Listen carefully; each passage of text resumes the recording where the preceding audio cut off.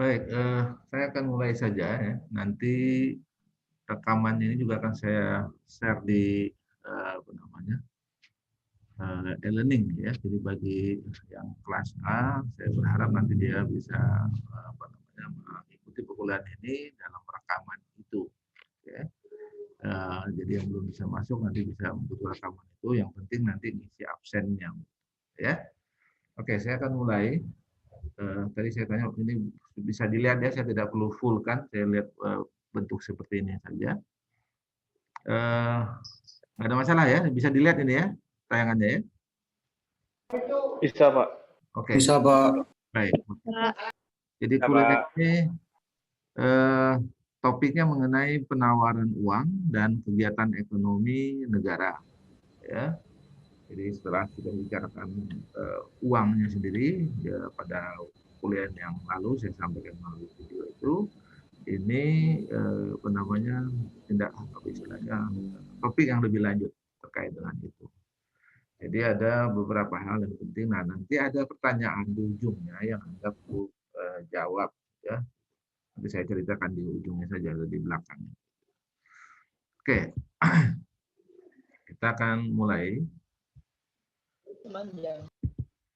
Jadi yang akan kita bahas tentang penawaran uang dan kegiatan ekonomi negara. Artinya kalau kita membahas tadi penawaran uang, itu artinya kita akan membahas teori tentang keuangan, ya tentang masalah bagaimana uang, penawaran uang yang dilakukan ya oleh apa namanya pengambil kebijakan moneter, ya dalam hal ini bank sentral.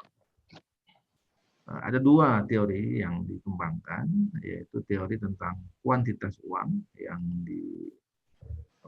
diperkenalkan oleh Irving Fisher, ya salah satu ekonom klasik, dan yang kedua adalah teori sisa uang yang dipakai oleh masyarakat selain yang dibelanjakan, yang ditabung gitu ya. Itu untuk apa namanya bagi pengembangannya seperti apa. Keduanya ini sebenarnya punya hubungan tapi secara tidak langsung, karena yang pertama yang Irving Fisher dikembangkan atau dipertahankan pertama kali, sementara yang Alfred Massar kemudian ya. Oke, kita lihat ya. Teori kuantitas uang. Fisher sebagai seorang ekonom klasik menyatakan bahwa perubahan dalam penawaran uang yang diedarkan kepada masyarakat, tawarkan kepada masyarakat, itu akan menimbulkan perubahan yang sama, tingkatnya ke harga, ya ke atas harga atau ke harga, bukan maksudnya di atas harga, tapi terhadap harga dengan persentase peningkatan yang sama. Jadi kalau pemerintah misalnya ya, melemparkan atau menawarkan uang untuk diedarkan kepada masyarakat sebesar 20%, maka harga juga akan mengalami kenaikan 20%. Ya, jadi itu yang akan terjadi.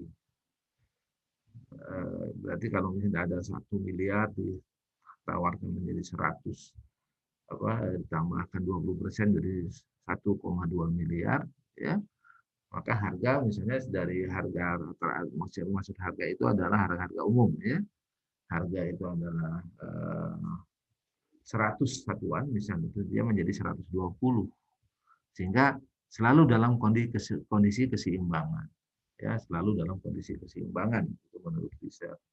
Jadi apa yang dia katakan ini asumsinya, ya asumsi. Jadi asumsi dari pandangan teori kuantitas uang menurut Fisher ini adalah pertama, laju peredaran uang itu digambarkan dengan V ya, V ya, Victory. Tapi ini kepanjangannya bukan Victory. V itu maksudnya lambang. Dia ditulis dengan velocity ya, velocity. Nah, jadi dianggap bersifat tetap. Ya. Tapi yang mempengaruhi apa namanya V itu adalah beberapa faktor teknis. Pertama, sistem pembayaran gaji. Yang kedua, ciri kegiatan perdagangan yang terjadi. Ya. Lalu yang ketiga, efisiensi sistem pengangkutan transportasi.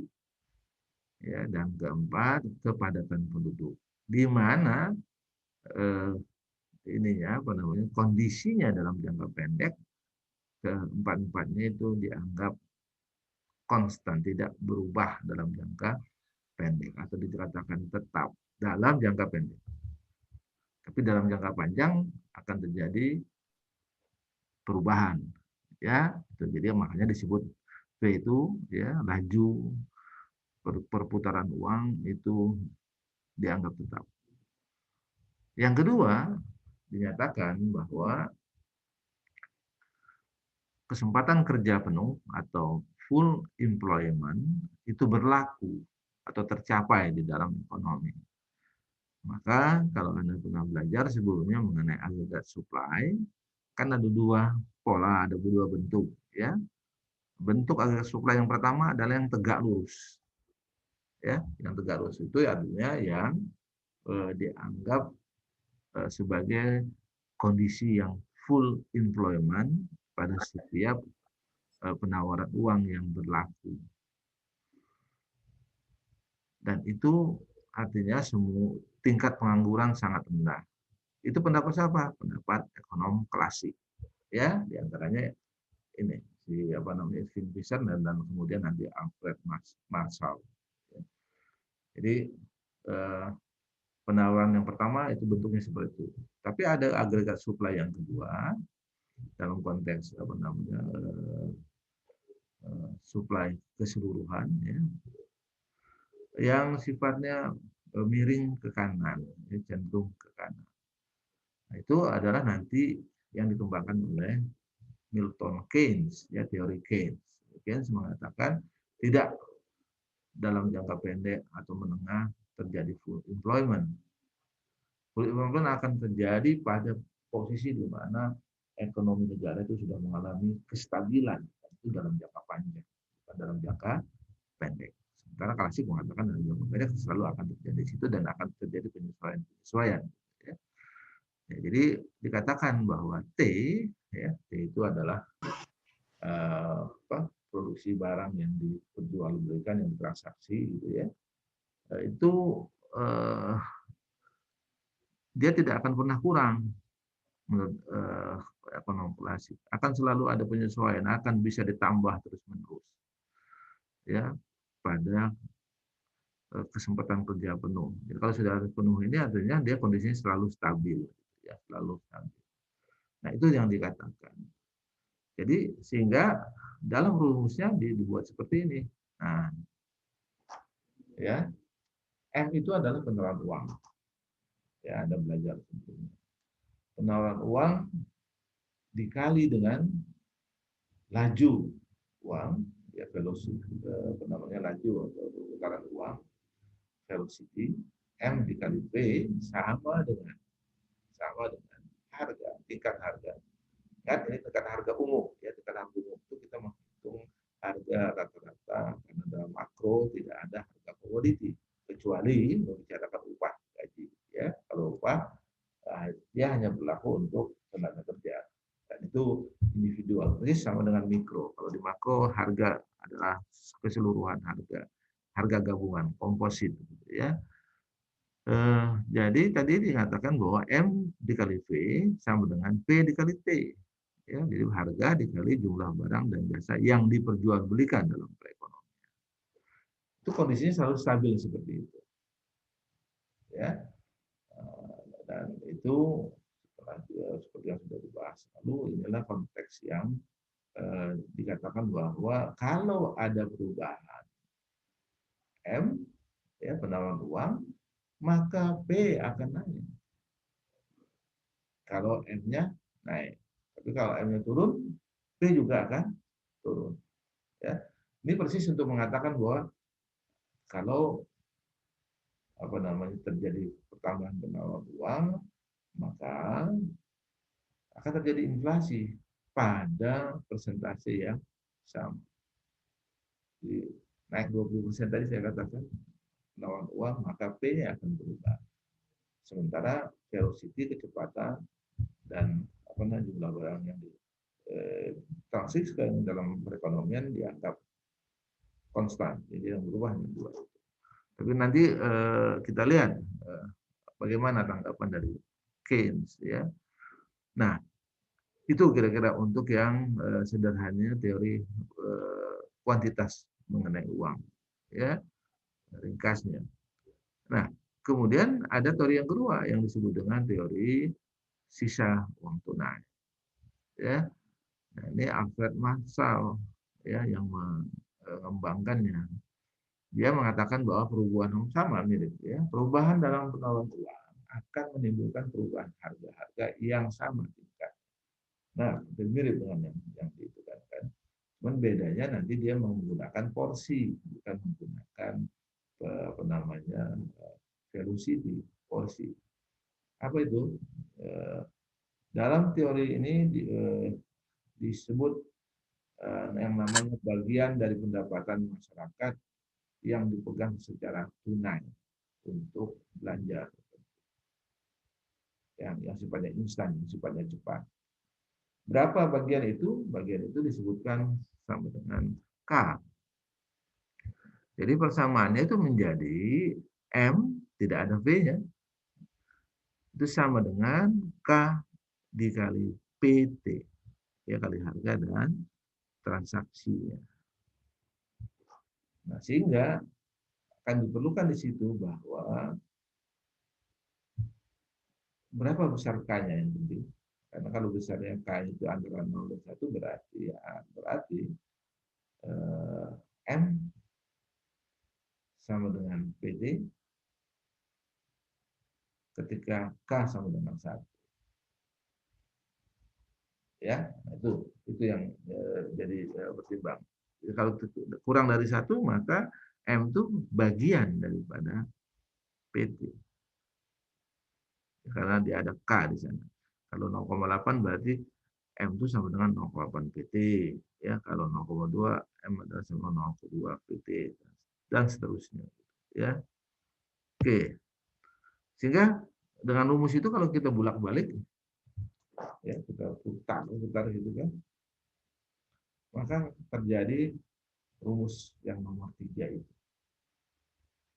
Bahwa K, maaf, K yang ditulis sama harusnya konsisten. K yang ini bukan K besar, ini K kecil. Ya, ini tetap K kecil. Jadi K itu akhirnya sama dengan seperti. Ya, jadi berbanding terbalik dengan velocity of money, perputaran uang. Ya, itu yang dinyatakan. Ya, dengan diputar-putar rumusnya menjadi K sama dengan seperti. Ya. Nah, tentu ada pandangan-pandangan yang berbeda bisa kita bandingkan di antara kedua kelompok atau golongan ini terkait dengan ini. Inilah pembandingannya. Ya. Jadi pembandingan antara golongan moneteris itu yang disebutnya kelompok pasif itu moneter, sementara kelompok Keynesian yang melakukan kritikan, mencoba melakukan koreksi, itu disebut dengan golongan Keynesian. Ya, Keynes, ya. Keynes, kalau begitu menyebutkannya. Golongan moneteris beranggapan bahwa pemerintah perlu mengatur penawaran uang agar inflasi dapat dihindari dan perekonomian berkembang dengan teguh. Ya, sementara golongan Keynes berpendapat bahwa teori kuantitas itu yang dinyatakan oleh Keynes tidak dapat memberi penjelasan yang baik tentang apa? Tentang sifat-sifat hubungan di antara penawaran uang dan tingkat harga serta kegiatan ekonomi. Dan artinya harus dicermati benar komponen pembentuknya apa itu. Tidak kita dengan mudah mengklaim bahwa itu sudah baik atau tidak dan seterusnya. Oke. Nah,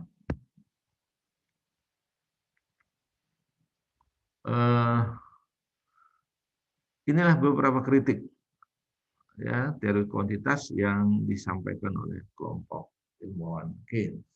Ya. Yang pertama mereka katakan begini,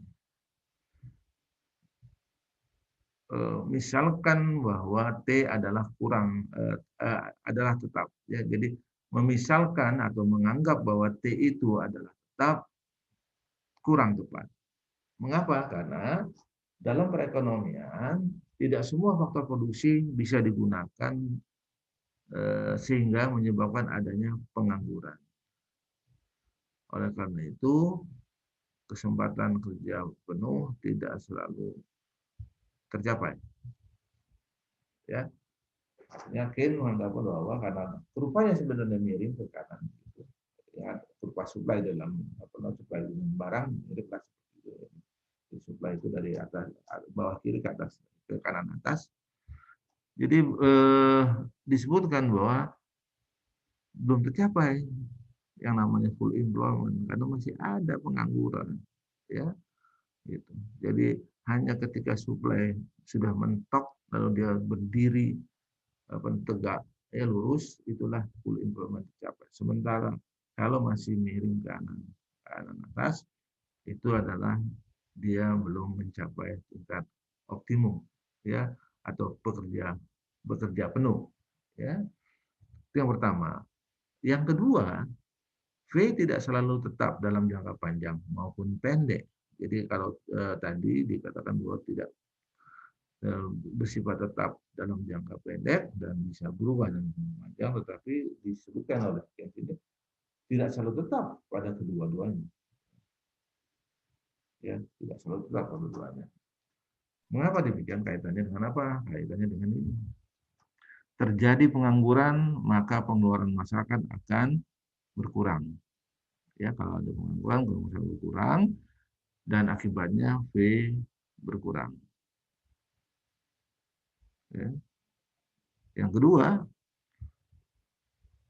dari pengaruh dunia, jadi yang bagian kedua pengaruh inflasi pada konteks terjadinya inflasi, maka akan menyebabkan V-nya bertambah.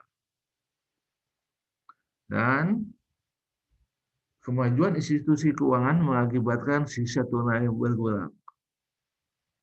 Artinya menyebabkan V-nya menjadi bertambah, ya karena V-nya besar penaikan nilai. Ya, dia akan bertambah. Ya, jadi tidak lagi tetap seperti Keynes, ya, katakan. Lalu yang ketiga, hubungan antara penawaran uang dan harga lebih rumit, ya, daripada yang dijelaskan oleh teori kuantitas M kali B sama dengan P itu. Yang penting juga adalah kita lihat ini ya.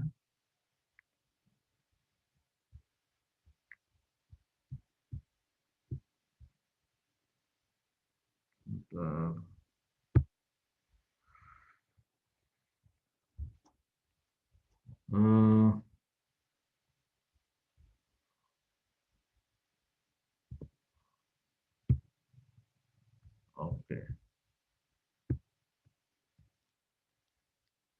Dalam yang keempat, dalam teori kuantitas, ya, fungsi uang hanya sebagai alat untuk melancarkan kegiatan tukar menukar dan transaksi dengan menggunakan uang. Gitu ya, bukan itu. Sehingga diasumsikan bahwa P akan selalu stabil apabila kenaikan T sama dengan kenaikan M. Ya, jadi akan disimbangkan. Lalu yang nomor 3, yang nomor 5, teori kuantitas mengabaikan adanya pengaruh perubahan harga uang terhadap suku bunga.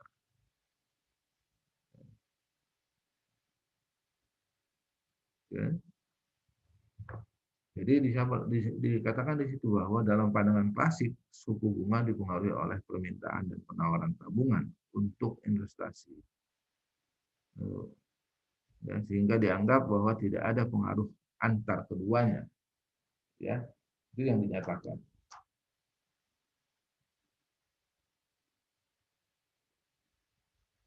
Oke, lanjutkan.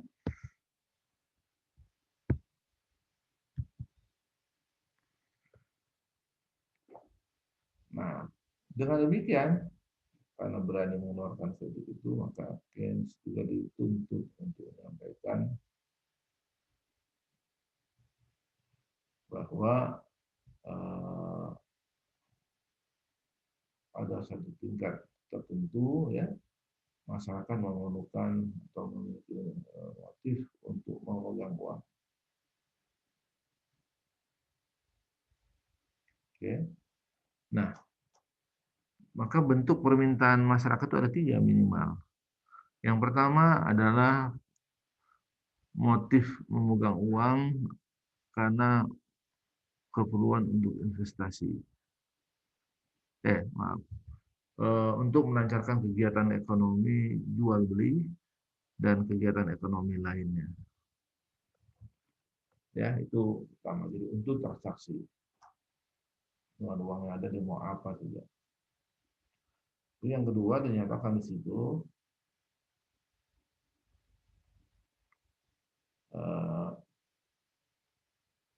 orang memegang uang, masyarakat memegang uang memiliki tujuan untuk berorientasi karena berupaya untuk menghindari, ya, resiko, misalnya untuk berjaga-jaga. Kadang-kadang nggak cukup, ya, yang ada itu lalu dicari dari sumber lain. Ya. Jadi dalam bahasa Inggris disebut precaution. Yang tadi, ya, yang pertama tadi transaksi. Lalu untuk yang ketiga dia adalah spekulasi. Berarti disimpan sebagai tabungan untuk deposito ataupun digunakan untuk membeli suatu harga.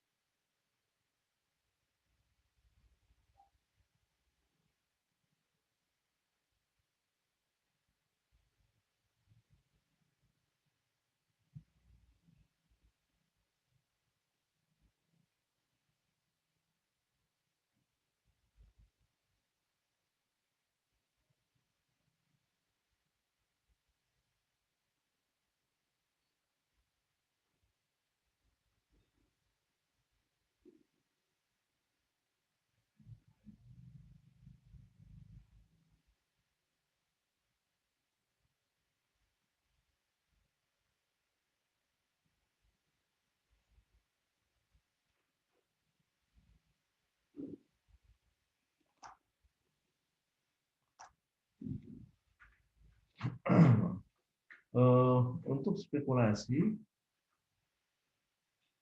ini jarang, ya, orang-orang melakukannya, tapi ada saja. Jadi uang itu disimpan untuk tabungan atau deposito, ya, dan atau juga digunakan untuk membeli surat-surat berharga, atau saat ini orang juga menggunakannya untuk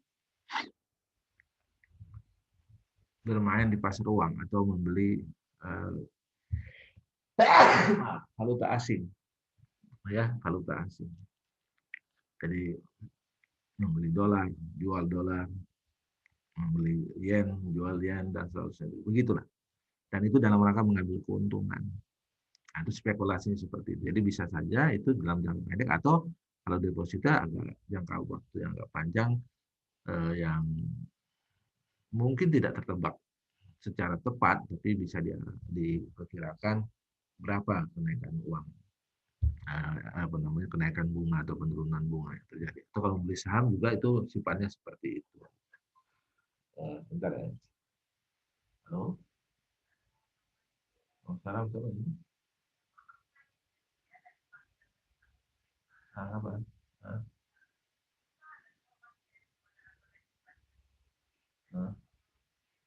Oh ya, ya belum. Yang formnya tadi di mana? Oke. Yang mana tuh? Yang kapan? Bukan yang mana?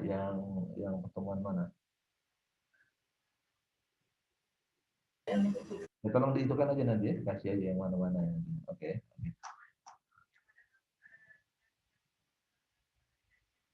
Oh ya, belum lagi saya pelajari. Ya, oke, terima kasih. Mari, oke, saya lanjutkan ya. Maaf tadi ada telepon. Nah, kita lihat. Jadi permintaan uang atas motif tersebut untuk berjaga-jaga itu dipengaruhi apa? Dipengaruhi oleh pendapatan nasional, ya, income. Sama. Kalau Anda minta uang untuk berjaga-jaga itu tergantung pada pendapatan. Kalau pendapatan tinggi maka Anda bisa menyimpan uang sedikit atau menyimpannya langsung secara tunai. Karena apa? Karena tiba-tiba Anda sakit, tiba-tiba ada pengeluaran yang harus dipakai, uang yang harus dipakai secara mendadak karena ada keperluan tertentu. Nah, itu biasanya megang uang tunai. Nah, lalu untuk motif spekulasi itu dipengaruhi oleh suku bunga. Jadi, atau ditentukan oleh ekspektasi kita terhadap perubahan nilai harga dari tujuan transaksi yang kita pakai. Misalnya kalau Anda membeli falas, ya, valuta asing, maka Anda melihat tren nilai tukarnya berapa. Kalau nilai tukarnya akan cenderung menaik, maka Anda belinya sekarang. Tapi ketika sudah naik, Anda menjualnya sekarang juga. Tapi ketika akan turun, Anda juga harus menjualnya juga sama. Ya, kenapa? Jangan sampai nanti turun, Anda baru mau menjual, padahal turunnya itu anjlok benar begitu. Karena begitu. Ya, sama dengan ketika membeli saham juga seperti itu. Jadi tergantung daripada harga saham. Jadi suku bunga kalau Anda kaitkan dengan tabungan, ya, atau Anda kaitkan juga dengan nilai saham, yaitu untuk spekulasi. Nah, makin tinggi suku bunga, permintaan uang akan tinggi, tapi tidak untuk tujuan spekulasi, tapi itu untuk menjaga keamanan uang, ya, kalau itu disimpan, ya. Oke.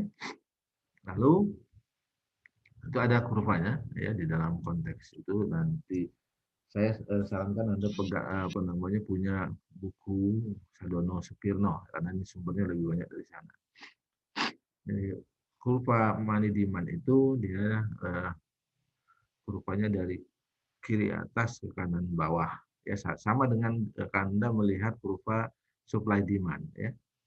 Supply demand, hanya bedanya demand dalam konteks permintaan uang itu dia tidak selalu dalam konteksnya garis lurus, ya, bisa dalam bentuk agak cekung gitu, ya. Sementara di money supply dia juga dari kiri atas ke kanan, dari kiri bawah ke kanan atas. Okay. Lalu dalam konteks kita berbicara penawaran uang tadi, jumlah penawaran uang ditentukan oleh pemerintah melalui bank sentral. Dalam hal ini kalau di Indonesia adalah Bank Indonesia, ya, dan jumlahnya adalah tetap dalam jangka pendek. Itu ingat tadi yang asumsi yang pertama saya sampaikan, gitu. Dan berarti kurva penawarannya akan berbentuk tegak lurus. Jadi kalau suku bunga mengalami perubahan itu karena persoalan demand. Ya, demand-nya akan bergeser ke kanan atau ke kiri, ya, dalam bentuk yang miring tadi dari kiri atas ke kanan bawah. Kalau dirubah-rubah itu akan terjadi atau terjadi terkait dengan perubahan suku bunga, ya, jadi akan naik dan terjatuh. Sementara penawarannya tidak mengalami perubahan karena dia tegak lurus, ya, vertikal. Oke. Nah, dalam analisis Keynes dikatakan bahwa perekonomian selalu terjadi adanya pengangguran. Selalu ada pengangguran dalam jangka pendek menengah itu pengangguran terjadi. Maka kita ini sudah berpuluh tahun perekonomian kita tak luput, ya, 10%, kadang-kadang di bawah 10%, kadang-kadang bisa di bawah 5%, dan bisa mengalami naik turun seperti itu. Jadi tingkat pengangguran selalu mengalami dinamika. Jadi belum terbukti benar bahwa pengangguran itu kondisi ekonomi itu sudah full employment. Artinya kondisi perekonomian itu sudah memenuhi sebagian besar orang bekerja. Jadi hanya di bawah 3% misalnya yang menganggur. Nah, itu kondisi yang full employment. Jadi artinya full employment itu bekerja penuh itu bukan berarti sama sekali tidak terjadi pengangguran. Pengangguran yang terjadi hanya karena kalau penuh itu karena sukarela menganggur dalam rangka pindah pekerjaan dari satu tempat ke tempat yang lain. Itu yang disebut dengan full employment. Ya. Nah, jadi penganggurannya hanya sebesar di bawah 3%. Ya, kecil sekali persentasenya. Nah, untuk itu maka dilakukan dua pendekatan ya menurut Keynes, yaitu pemerintah bisa melakukan dalam hal ini bank sentral menaikkan pengeluaran agregat terutama untuk komponen pemerintah yang terkait dengan ekspor dan impor ya untuk mengendalikan itu ekspor atau impor. Oke, yang kedua atau menambah penawaran uang. Jadi tadi kalau ekspor menjual barang keluar, kalau impor membeli barang dari luar untuk menambah jumlah pasokan di dalam negeri, kalau keluar adalah mengurangi pasokan di dalam negeri dan mendapatkan devisa dari luar negeri itu ekspor. Jadi mekanismenya adalah ketika diekspor harga dalam negeri akan naik, ketika diimpor harga dalam negeri dalam kondisi yang rendah atau turun. Ya. Lalu yang kedua menambah penawaran uang. Silakan. Lagi ngajar enggak? Ya, makasih ya.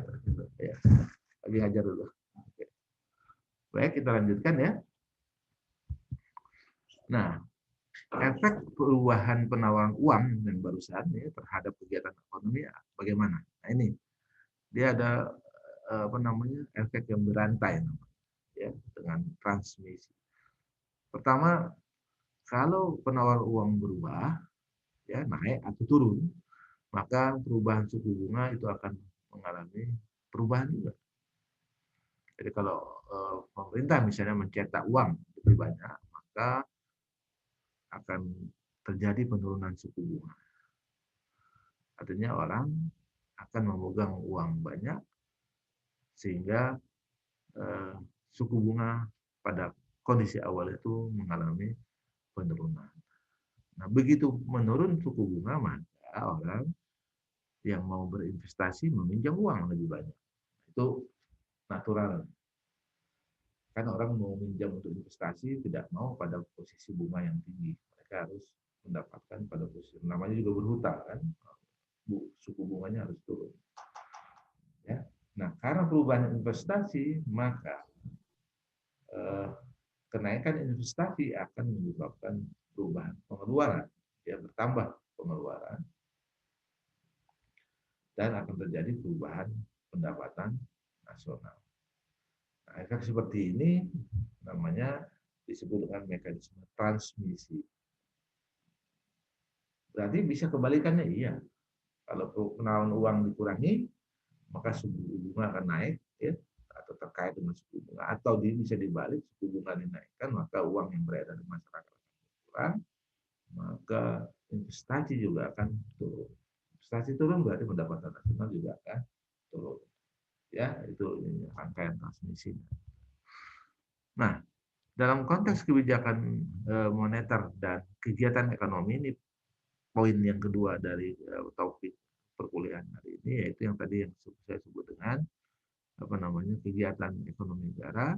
Ini intinya adalah kegiatan ekonomi yang dikendalikan oleh bank sentral.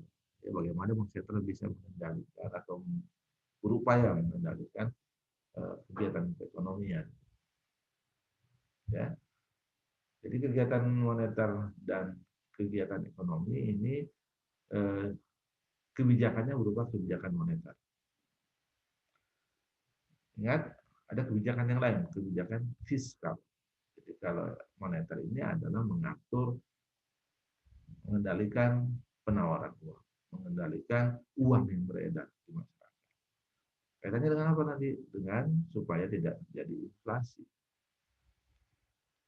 atau yang berlebihan, dan juga jangan sampai terjadi deflasi, ya, penurunan nilai uang, penurunan harga uang yang beredar lebih berlebihan juga, ya, atau bertambahnya uang yang beredar di masyarakat lebih terkendali, ya. Nah, di kegiatan moneter kuantitatif itu berupa apa? Langkah bank sentral untuk mempengaruhi jumlah penawaran uang dan suku bunga dalam perekonomian. Jadi dua-duanya itu di. Nah, kalau terjadi deflasi artinya penurunan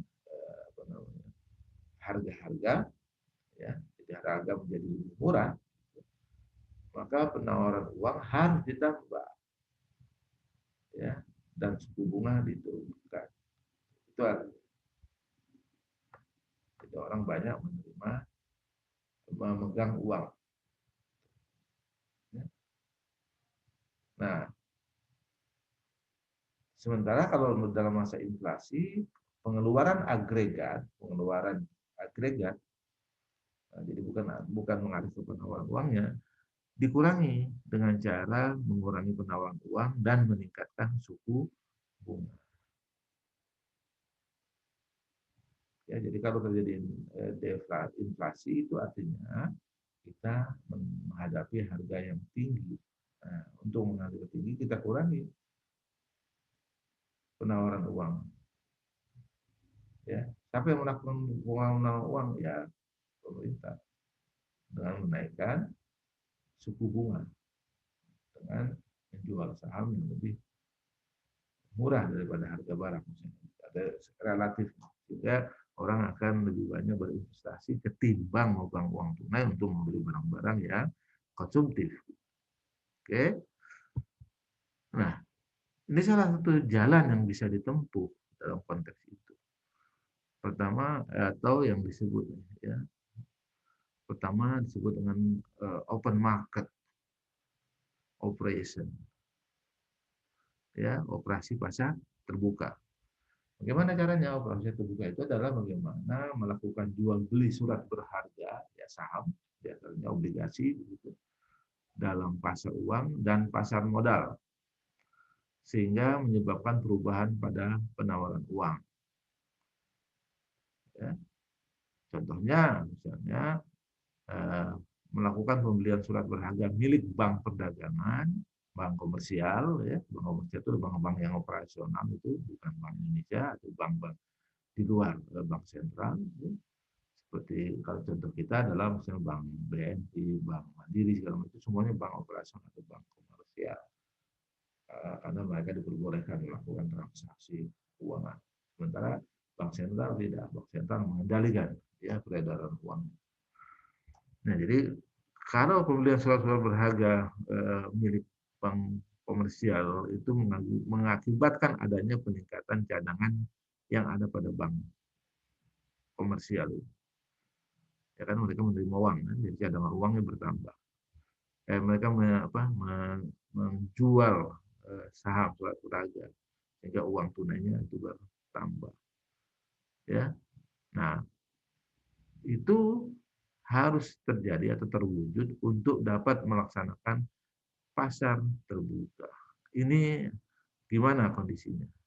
Ya, jadi apa kondisi yang harus yang terjadi? Pertama adalah dengan bank-bank komersial itu tidak melakukan, kalau tidak memiliki kelebihan cadangan, maka diasumsikan bahwa bank komersial menggunakan kelebihan cadangannya untuk membeli surat berharga.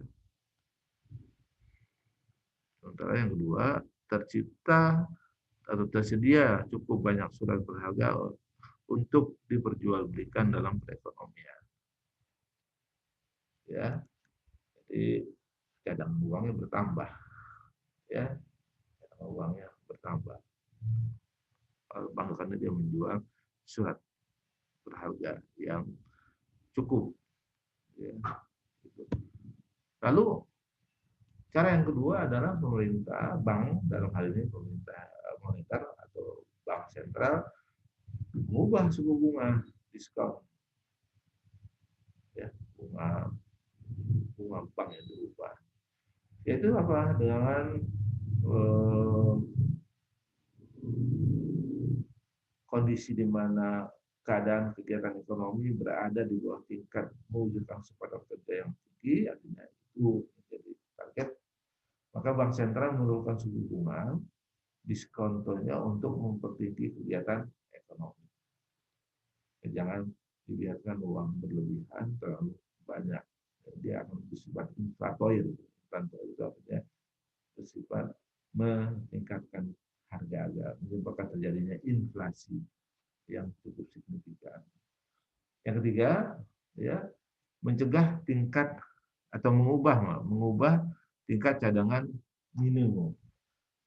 Ingat bahwa untuk membuat atau mendirikan bank komersial, maka bank itu berkewajiban untuk melakukan simpanan di bank Indonesia atau bank sentral.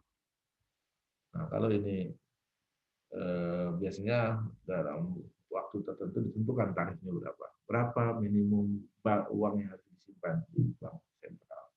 Misalnya katakanlah 1 triliun misalnya, atau 100 miliar, ya sudah 100 miliar yang kita simpan itu minimal. Ya. Nah, kalau mau kita buat kebijakannya dalam konteks itu, bagaimana caranya? Bukan dengan tembus harga, tapi konteksnya secara fix dirubah saja kebijakannya. Anda harus menyimpan 150 miliar. Misalnya begitu. Sebagai cadangan ya. Ya, jadi itu uang yang sifatnya katakanlah abadi sepanjang tidak diubah, tidak diambil atau kebijakan diganti oleh yang mengelola bank. Nah, tapi dia harus sifat umum ya, tidak boleh sendiri-sendiri. Nah, itu tadi yang kuantitatif. Yang kualitatif seperti apa kebijakan moneternya? Pertama, bank melakukan pengawasan pinjaman secara selektif. Ya. Jadi yang terjadi adalah bank komersial memberikan pinjaman dan melakukan investasi sesuai dengan diinginkan pemerintah. Yang kedua, bank melakukan pembujukan moral. Itu apa bentuknya? Mengadakan pertemuan langsung dengan bank perdagangan lainnya dan meminta mereka untuk melakukan langkah-langkah tertentu. Jadi ada proses. Oke. Nah, itulah kira-kira yang saya bisa sampaikan secara ringkas. Nah, saya akan membahas yang ini. Itu di chat Anda bisa download 2 file ya, terkait yang pertama ini, yang keduanya yang mirip-mirip dengan itu, tapi dia rinciannya agak berbeda. Ya, jadi Anda bisa download dari chat yang ada di sini.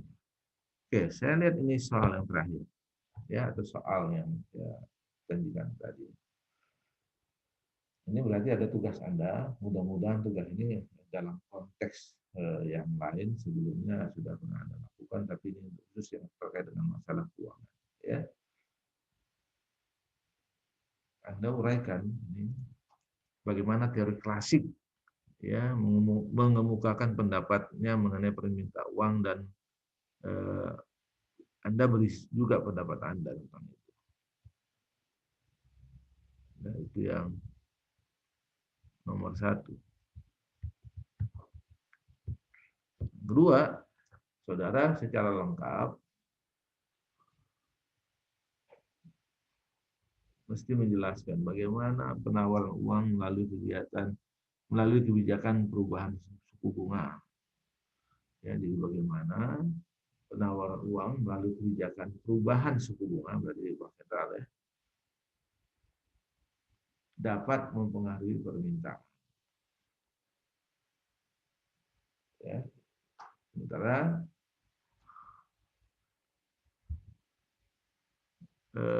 tiga pengaruhnya ya. Jadi bagaimana penawaran uang melalui kebijakan perubahan suku bunga, melalui mampu tidak mampu mempengaruhi keuangan, ya, jadi mengenai pengadaan uang ya.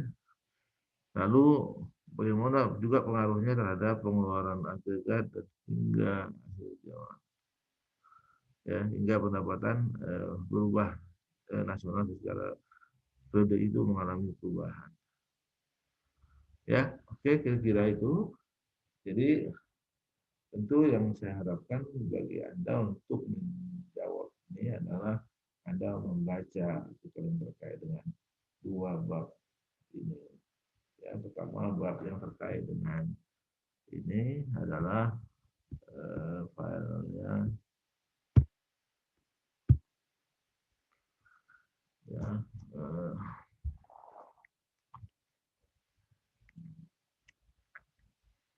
ya penawaran uang tadi dan penawaran uang dan kegiatan ekonomi negara. Ya. Nah, di situ akan bisa Anda baca bagaimana prinsip-prinsip atau ketubuhan ekonomi klasik ya, terkait dengan pendapat mereka. Oke, sementara untuk yang Keynes itu adalah biasanya ditentukan juga atau ada pointer-pointer yang bisa dikemukakan dalam menyerang atau mendiskusikan hal penting dengan stakeholder. Ya. Jadi di ujungnya bisa kita hitung terkait dengan permintaan uang, pengeluaran agregat dan akhirnya pengaruhnya juga terhadap pengeluaran agregat hingga pendapatan nasional. Oke, itu yang bisa saya sampaikan dari dua bahan dari saya sudah berikan dan mencari-cari gitu. Tapi kalau Anda bisa mendapat buku Sadono Sukino itu sangat membantu Anda untuk paham persoalan ekonomi. Oke, itu saja. Terima kasih. Assalamualaikum warahmatullahi wabarakatuh. Waalaikumsalam warahmatullahi wabarakatuh. Waalaikumsalam warahmatullahi wabarakatuh. Baik. Terima kasih, Pak. Sama. Dan saya ini itu kan ya videonya.